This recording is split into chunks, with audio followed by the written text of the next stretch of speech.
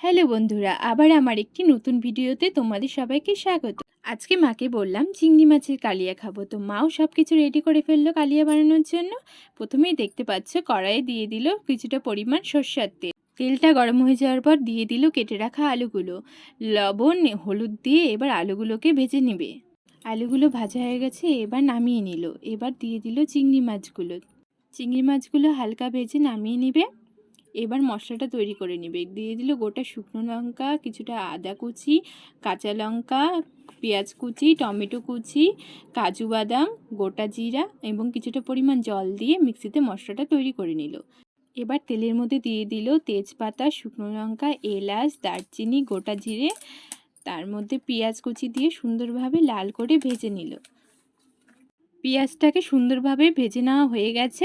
এর মধ্যে এখন দিয়ে দেওয়া হবে মিক্সিতে করে রাখা সেই মশলার পেস্টটা দিয়ে দেওয়া হয়ে গেল। এরপরে দিয়ে দিতে হবে লবণ, হলুদ, মিট মশলার গুঁড়ো আর অল্প চিনি। এবার এগুলোকে ভালো করে মিক্স করে কিছুক্ষণ মশলাটাকে ভালো করে কষিয়ে নিতে হবে।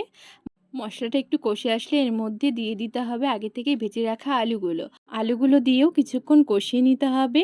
এই যে কষানো হয়ে গেছে, এবার এর মধ্যে কিছুটা পরিমাণ জল দিয়ে কিছুক্ষণ ঢেকে রাখতে হবে। কিছুক্ষণ পর ঝোলটা ফুটে আসলে এর মধ্যে দিয়ে দিতে হবে ভেজে রাখা চিংড়ি মাছগুলো দিয়েও কিছুক্ষণ ফুটতে দিতে হবে। তারপরে নামানোর আগে এর মধ্যে দিয়ে দিতে হবে গরম মশলা গুঁড়ো।